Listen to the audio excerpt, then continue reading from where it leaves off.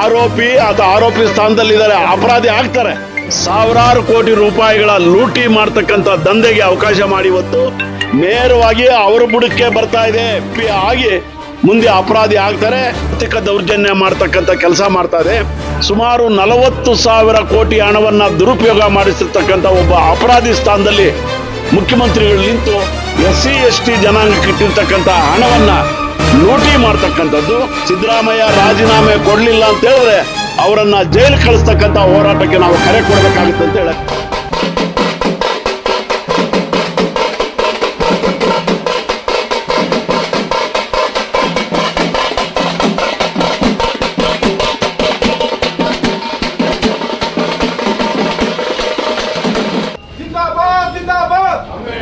जिंदाबाद जिंदाबाद जिंदाबाद अंबेडकर जिंदाबाद जिंदाबाद जिंदाबाद अंबेडकर जिंदाबाद दलिತರ ವಾಲ್ಮೀಕಿ ಸಂಘದ ಹಣವನ್ನು ಮುಕ್ತಿಗೊಳಿಸಿರುವಂತ ಸರ್ಕಾರಕ್ಕೆ ಹೇಳಿದಿದ್ದಾರೆ.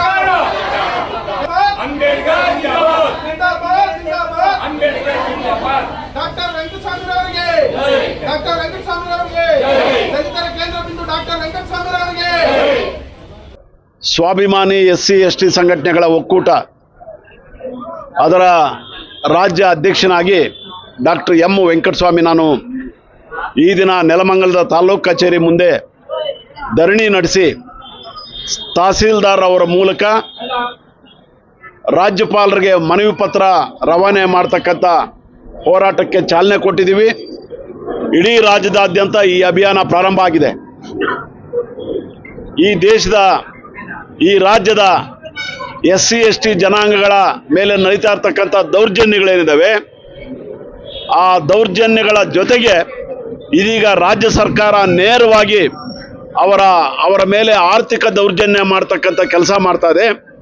ಅದಕ್ಕೆ ಮುಖ್ಯಮಂತ್ರಿಗಳು ಸಾವಿರಾರು ಕೋಟಿ ರೂಪಾಯಿಗಳ ಲೂಟಿ ಮಾಡ್ತಕ್ಕಂಥ ದಂಧೆಗೆ ಅವಕಾಶ ಮಾಡಿ ಇವತ್ತು ವಾಲ್ಮೀಕಿ ಅಭಿವೃದ್ಧಿ ನಿಗಮದ ಅಧಿಕಾರಿಗಳು ಏಜೆಂಟ್ಗಳು ಹೈದರಾಬಾದ್ಗೆ ಹಣ ಕಳಿಸಿ ಅಲ್ಲಿ ದಂಧೆ ಹುಟ್ಟಾಕಿ ಇವತ್ತು ಆ ಸಂಬಂಧಪಟ್ಟಂಥ ಮಂತ್ರಿಗಳು ರಾಜೀನಾಮೆ ಕೊಟ್ಟಿರ್ತಕ್ಕಂಥ ನಾಚಿಕೆಗೇಡಿನ ಸಂಗತಿ ಇವತ್ತು ನಮ್ಮ ಮುಂದೆ ಇದೆ. ಇಡೀ ಕರ್ನಾಟಕದ ಜನ ಇವತ್ತು ಈ ಕಾಂಗ್ರೆಸ್ ಸರ್ಕಾರವನ್ನು ಚೀತು ಅಂತೇಳಿ ಉಗಿತಕ್ಕಂಥ ಪರಿಸ್ಥಿತಿಗೆ ಬಂದಿದೆ. SCP TSP ಯೋಜನೆ ಅದು ವಿಶೇಷ ಘಟಕ ಯೋಜನೆ. ಆ ಹಣ ಬಜೆಟಲ್ಲಿ ತೆಗೆದಿಡ್ತಿರ್ತಕ್ಕಂಥ ಹಣವನ್ನು ಯಾವುದೇ ಬೇರೆ ದಲಿತೇತರ ಅಭಿವೃದ್ಧಿ ಕೆಲಸಕ್ಕೆ ಉಪಯೋಗಿಸಬಾರ್ದು. ಅಂಥದ್ದು ಮುಖ್ಯಮಂತ್ರಿಗಳು ಸುಮಾರು 40,000 ಕೋಟಿ ಹಣವನ್ನು ದುರುಪಯೋಗ ಮಾಡಿಸಿರ್ತಕ್ಕಂಥ ಒಬ್ಬ ಅಪರಾಧಿ ಸ್ಥಾನದಲ್ಲಿ ಮುಖ್ಯಮಂತ್ರಿಗಳು ನಿಂತು ಅವ್ರ ರಾಜೀನಾಮೆ ಕೇಳ್ತಕ್ಕಂಥ ಹೋರಾಟಕ್ಕೆ ಚಾಲನೆ ಕೊಟ್ಟಿದ್ದೀವಿ.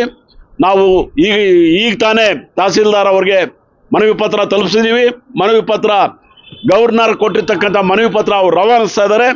ಅದರ ಒಂದು ಅಕ್ನಾಲಜ್ಮೆಂಟನ್ನು ನಾವು ತಗೊಂಡಿದ್ದೀವಿ.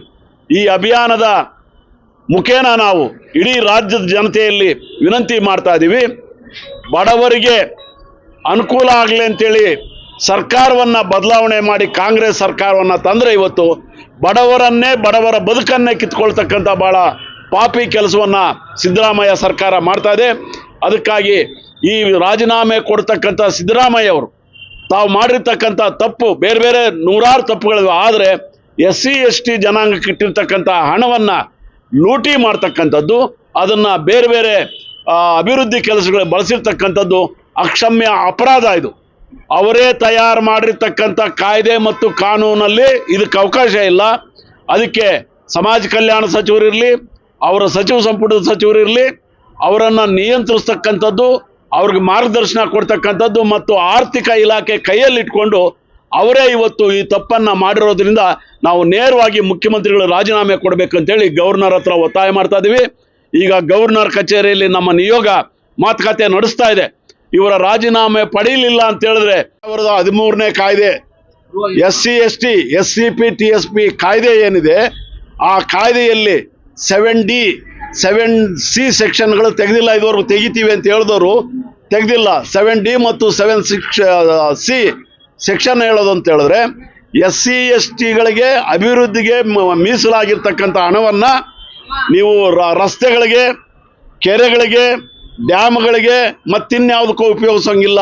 ಈ ಹಣ SC ST ಕಾಲೋನಿಗಳ ಅಭಿವೃದ್ಧಿಗಾಗಿ ಮಾತ್ರ ಯೂಸ್ ಮಾಡಬೇಕು. ಗಂಗಾ ಕಲ್ಯಾಣ ಇಲ್ಲ. ಅದೆಲ್ಲ ತನಿಖೆ ಹಂತದಲ್ಲಿ ಇರುವಂತದ್ದು. ತಾವು ಆರೋಪವನ್ನು ಅಪರಾಧಿ ಅಂತ ನಾವು ಡಿಕ್ಲೇರ್ ಮಾಡಿದ್ರಲ್ಲ, ಅಪರಾಧಿ ಅಂತ ಹೇಳಿ ಆರೋಪಿ ಅಂತ ಹೇಳ್ತಾ ಇದ್ದೀನಿ ನಾನು. ಆರೋಪಿ ಅಥವಾ ಆರೋಪಿ ಸ್ಥಾನದಲ್ಲಿ ಇದ್ದಾರೆ, ಅಪರಾಧಿ ಆಗ್ತಾರೆ. ನಾನು ಖಡಾಖಂಡಿತವಾಗಿ ಹೇಳ್ತಾ ಇದ್ದೀನಿ, ನೇರವಾಗಿ ಅವರ ಬುಡಕ್ಕೆ ಬರ್ತಾ ಇದೆ. SIT ಅವ್ರದೇ ಆದಂಥ ನಿಯಂತ್ರಣದಲ್ಲಿರ್ತಕ್ಕಂಥ SITಯಲ್ಲಿ ಇವತ್ತು ತನಿಖೆ ಬರ್ತಾ ಇದೆ. ಈಗಾಗಲೇ ಅನೇಕ ವಿಷಯಗಳು ಆಚೆ ಬರ್ತಾ ಇದೆ. CBI ತನಿಖೆ ಮಾಡ್ತಾ ಇದೆ. ಎನ್ಫೋರ್ಸ್ಮೆಂಟ್ ಡೈರೆಕ್ಟರೇಟ್ ಇವತ್ತು ಹಣ ಎಲ್ಲೋಗಿದೆ ಅಂತ ಹೇಳ್ತಾ ಇದ್ದಾರೆ. ಹೈದರಾಬಾದ್ನ MP ಎಲೆಕ್ಷನ್ಗೆ ಬಳಸಿರ್ತಕ್ಕಂಥದ್ದು ಅಂತೇಳಿ ಕ್ಲೂ ಕೊಟ್ಟಿದೆ. ಹೀಗಾಗಿ ಇವರ ಆರೋಪಿ ಆಗಿ ಮುಂದೆ ಅಪರಾಧಿ ಆಗ್ತಾರೆ. ಸಿದ್ದರಾಮಯ್ಯ ರಾಜೀನಾಮೆ ಕೊಡಲಿಲ್ಲ ಅಂತ ಹೇಳಿದ್ರೆ ಅವರನ್ನ ಜೈಲು ಕಳಿಸ್ತಕ್ಕಂಥ ಹೋರಾಟಕ್ಕೆ ನಾವು ಕರೆ ಕೊಡಬೇಕಾಗುತ್ತೆ ಅಂತ ಹೇಳಕ್ ಇಷ್ಟಪಡ್ತಾರೆ.